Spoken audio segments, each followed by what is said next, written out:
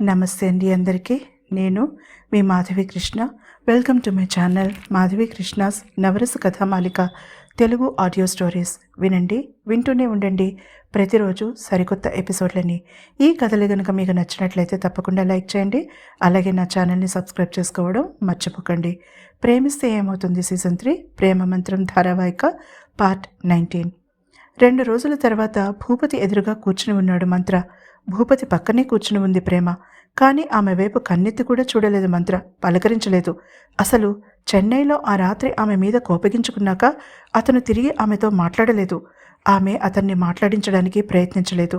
ఆమె మనసులో సంకోచం ఇంకా పూర్తిగా వీడిపోలేదు. అతని కోపాన్ని ఎలా తగ్గించాలో తెలియలేదు ఆమెకి. కళ్ళు తిప్పకుండా అతన్నే చూస్తూ కూర్చుంది. అయితే నువ్వు వచ్చిన పని పూర్తయిందంటావా? భూపతి కంఠంలో నిరాశ దోబూచులాడింది. అతను వెళ్ళిపోతే తను అనుకున్నట్టుగా మనవరాలు మంత్రతో సమయం ఎలా గడుపుతుంది? అది భూపతి భయం. మంత్ర అది పట్టించుకోనట్టే చిన్నగా తల ఊపాడు. ఎస్టేట్లో ఎవరిదంతా చేశారో తెలిసిపోయిందా? మంత్ర వెళ్ళిపోతాడనే నిరాశని పక్కన పెట్టి తప్పు చేసినవాడు పట్టుబడబోతున్నాడనే ఎక్సైట్మెంట్తో అడిగాడాయన. ఎస్, దివాకర్ వాళ్ళని అరెస్ట్ చేయడానికి ప్రొసీజర్ స్టార్ట్ చేశాడు. కానీ నాకు ఒక ముఖ్యమైన పనుంది. ఒక 2 రోజులు ఇక్కడ ఉండను. Karan will handle the security చెప్పాడు మంత్ర. ఇంత దుర్మార్గానికి పూనుకున్న వాళ్ళ డీటెయిల్స్ మాకెప్పుడు తెలుస్తాయి? అంతవరకు మౌనంగా వాళ్ళ మాటలు వింటున్న ప్రేమ అడిగింది. అతను ఆమె ప్రెజెన్స్ని అప్పుడే గుర్తించినట్టుగా తల తిప్పాటు చూశాడు.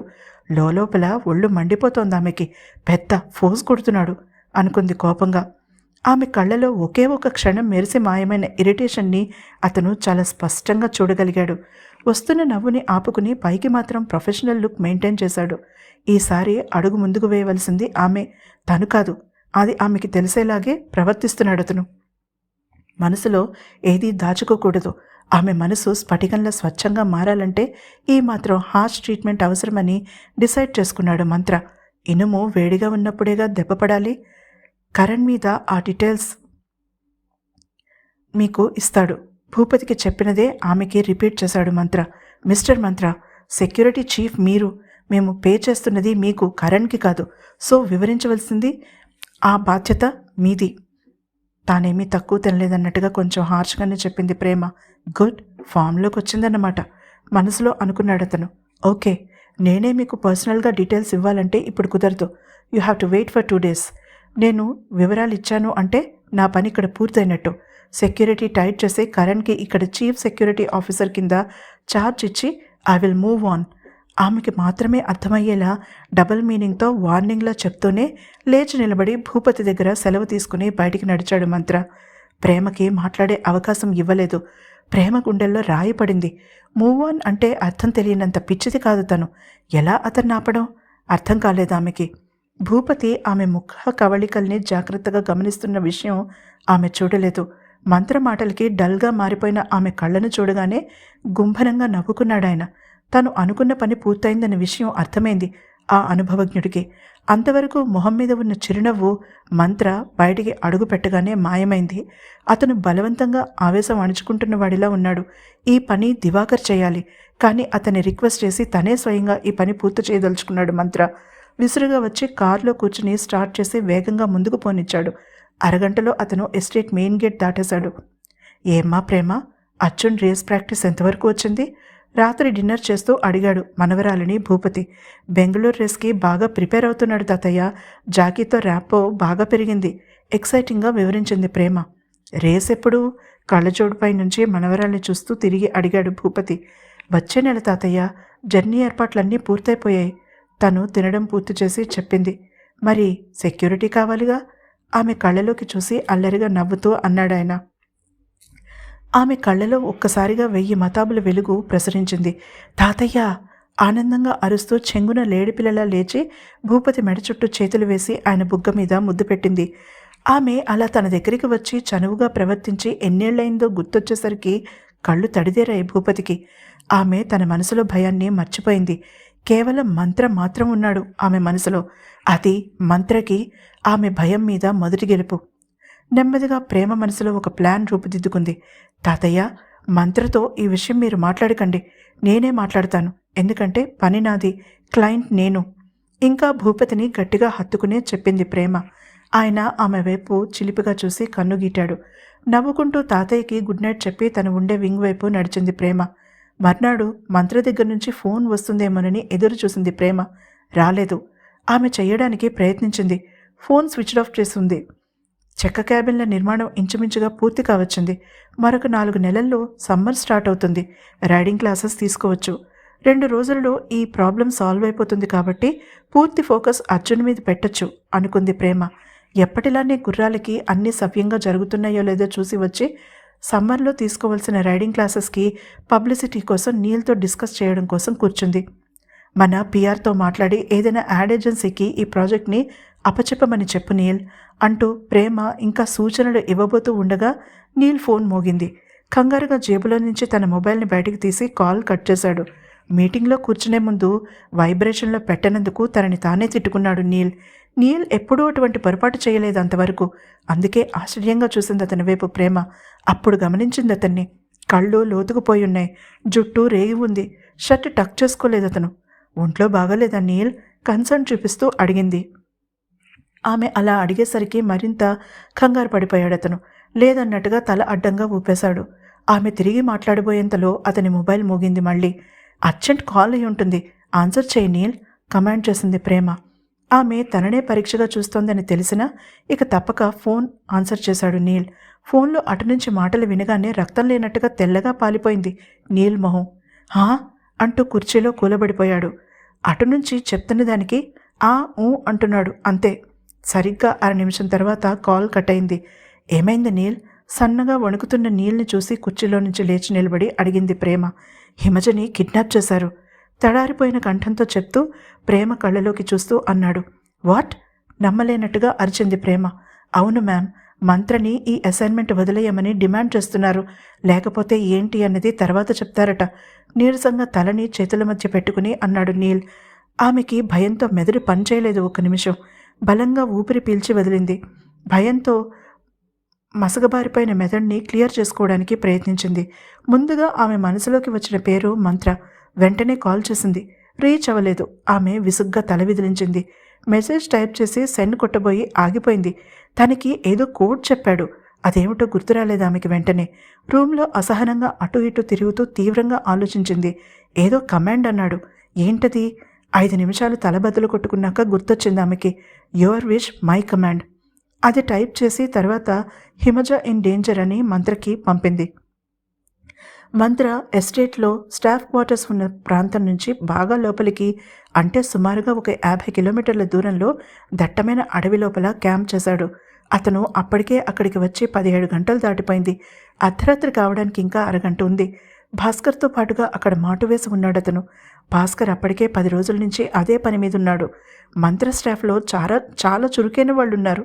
వాళ్లలో భాస్కర్ నెంబర్ 1. భాస్కర్కి దొరికిన క్లూస్ మూలన వాళ్ళు ఇంతవరకు రాగలిగారు. Bhaskar, are you sure? ఆ గ్రామ సర్పంచ్తో పాటుగా ఆ విలేజ్కి వచ్చిన సాధువు కూడా ఇందులో ఇన్వాల్వ్ అయి ఉన్నాడా? మంత్ర తన వాచ్ చూసుకుంటూ అడిగాడు.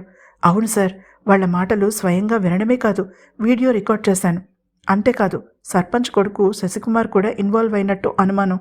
దానికి ఎవిడెన్స్ దొరకలేదు. You can watch it if you want అన్నాడు భాస్కర్. మంత్రతో ఫీల్డ్లో అతను పనిచేసి చాలా ఏళ్లైంది. తిరిగి ఇప్పుడు ఇద్దరూ కలిసి వర్క్ చేస్తుంటే భాస్కర్కి చాలా ఎగ్జైటింగ్గా ఉంది. కానీ మంత్ర ఆలోచనలు శశి పేరు దగ్గర ఆగిపోయాయి. అతని ప్రసక్తి రాగానే మంత్ర దవడకండరం బిగుసుకుంది. అతని కళ్ళు కోపంతో ఎరిపెక్కాయి. మంత్రలో వస్తున్న మార్పులను గమనించలేదు భాస్కర్. దివాకర్కి ఆల్రెడీ సాఫ్ట్ కాపీ పంపించాను. కానీ రెడ్ హ్యాండెడ్గా పట్టుకుంటే ఎవిడెన్స్ ఇంకా పర్ఫెక్ట్గా పక్కగా ఉంటుందని అతని ఉద్దేశం. పొదల్లో నుంచి వారికి కొద్ది దూరంలో ఉన్న శిథిలమైన బంగ్లా వైపు చూస్తూ మెల్లగా అన్నాడు భాస్కర్. తనని తాను కంట్రోల్ చేసుకున్నాడు మంత్ర. శశి ఇందులో ఇన్వాల్వ్ అయితే తిరిగి బయట ప్రపంచం చూడనివ్వకుండా చేస్తాడు తను. దానికోసం ఎంత దూరమైనా వెళ్తాడు, ఎంత పరపతినైనా ఉపయోగిస్తాడు. అప్పుడే గట్టిగా డిసైడ్ చేసుకున్నాడు మంత్ర. అమ్మాయిలు ఆలోచనల నుంచి బయటకు వస్తూ అడిగాడు మంత్ర. సేఫ్ సార్, పేరెంట్స్ని ఆల్రెడీ దివాకర్ కస్టడీలోకి తీసుకున్నాడు జవాబిచ్చాడు భాస్కర్. అమ్మాయిలు లేకపోతే వాళ్ళకి అనుమానం వస్తే మొత్తం ప్లాన్ అంతా ఖరాబ్ అవుతుంది కదా. వైబ్రేట్ అవుతున్న మొబైల్ని పట్టించుకోకుండా తను కూడా ఆ ముండిగోడలున్న బంగ్లా వైపు చూస్తూ అన్నాడు మంత్ర. లేదు సార్, వారికి అనుమానం రాకుండా మెసేజ్ పంపడం జరిగిపోయింది. లెక్క ప్రకారం వాళ్ళు అమ్మాయిల కోసం ఇక్కడికి వస్తారు. అదే సమయానికి అడిషనల్ పోలీస్ ఫోర్స్తో దివాకర్ ఇక్కడుంటాడు. భాస్కర్ నమ్మకంగా చెప్పాడు. నాకెందుకో డౌట్ కొడుతోంది భాస్కర్. ఏదైనా బలంటే అది బేసి సంఖ్యలో, అదే ఆడ్ నెంబర్లో ఉండాలి కానీ ఇద్దరమ్మాయిల్ని మాత్రమే ఎందుకు తెచ్చినట్టు? ప్యాంట్ జేబులో నుంచి 2 చాక్లెట్లు తీసి ఒకటి భాస్కర్కి ఇచ్చి మరొకటి తను తీసుకున్నాడు. భాస్కర్ చిన్నగా నవ్వాడు. ఫీల్డ్లో ఎప్పుడూ వెయిట్ చేయవలసి వచ్చినా మంత్రకి అలా చాక్లెట్ నమలడం బాగా అలవాటు. చూయింగం తినొచ్చుగా అంటే ఇష్టం ఉండదనేవాడు. చాలామందిలాగా వెయిట్ చేస్తున్నప్పుడు స్మోక్ చేసే అలవాటు లేదు మంత్రకి. రేపన్ని జాగ్రత్తగా మడిచి జేబులోకి తోశాడు మంత్ర. భాస్కర్ కూడా అదే చేయడంతో మెచ్చుకుంటున్నట్టుగా అతని భుజాన్ని తట్టాడు స్మూత్గా. అదే పనిగా ఫోన్ వైబ్రేట్ అవుతూ ఉండడంతో విసుగ్గా నుదురు చిట్లించి స్విచ్ ఆఫ్ చేయడానికి జేబులో నుంచి బయటికి తీశాడు. కానీ రింగ్ ఆగిపోయింది. డిస్ప్లేలో ప్రేమ పేరు కనిపించడంతో కనుబొమ్మలు మడిచాడు మంత్ర. ఇంతలో మెసేజెస్లో యువర్ విష్ మై కమాండ్ అని కనిపించడంతో టక్కున మెసేజ్ ఓపెన్ చేశాడు. What the? మెసేజ్ పూర్తిగా చదివిన మంత్ర నోట్లో నుంచి వచ్చిన మాటలవి. ఏమైంది సార్? హిమజ. వాక్యం పూర్తి చేసేలోపుగా కొద్ది దూరంలో అలికిడి అవ్వడంతో చప్పున ఫోన్ స్విచ్ ఆఫ్ చేశాడు మంత్ర. ఇక ఇప్పుడు తను చేసేదేం లేదు. వెనకడుగు వేసే టైం కాదది. భాస్కర్ వైపు చూసి రెడీనా అని అడుగుతున్నట్టుగా తల కదిలిస్తూ సైగ చేశాడు మంత్ర. తన బొటనవేలు ఎత్తి థమ్సప్ సైన్ చూపించాడు భాస్కర్. చెప్పిన పని ఎంతవరకు వచ్చింది? ఒక మగకంఠం గంభీరంగా అడిగింది. అయిపోయింది స్వామి, 2 ఆడపిల్లలను తీసుకుని యాదయ్య వచ్చేస్తూ ఉంటాడు. మరొక మగకంఠం జవాబిచ్చింది. ఆ గొంతు సర్పంచ్దిగా గుర్తించాడు మంత్ర. 3వ అమ్మాయి? తిరిగి అడిగింది మొదటి కంఠం. శశికి అప్పచెప్పాను స్వామి. సర్పంచ్ కంఠం ఆ నిశ్శబ్దంలో స్పష్టంగా వినిపించింది మంత్ర భాస్కర్లకి. ఒకరి మొహం ఒకరు చూసుకున్నారు. మంత్ర గుండె వేగంగా కొట్టుకుంది. తన అంచనా సరైనదైతే తాము హిమజ కోసం ప్రత్యేకించి వెతకనవసరం లేదు. ఆ ఆలోచన మనసులో రావడం ఆలస్యం. ఎక్సైటింగ్గా ముందుకు అడుగు వేశాడు మంత్ర. అదిగో శశి రానే వచ్చాడు. సర్పంచ్ కంఠం ఆనందంగా వినిపించింది. శశి తమకి ఆపోజిట్ డైరెక్షన్లో నుంచి రావడం, అతని వెనుక 2 వ్యక్తులు ఒక ఆడపిల్లని మోసుకురావడం కనిపించింది వాళ్ళిద్దరికీ. ఆ చీకటిలో ఆమె మొహం సరిగ్గా కనిపించలేదు వాళ్ళకి. ఇంతలో సర్పంచ్ కంఠం కోపంగా వినిపించింది. ఈ అమ్మాయిని ఎందుకు తీసుకొచ్చావు? ఈమె పెద్దింటి అమ్మాయి, ఆరాలు ఎక్కువ.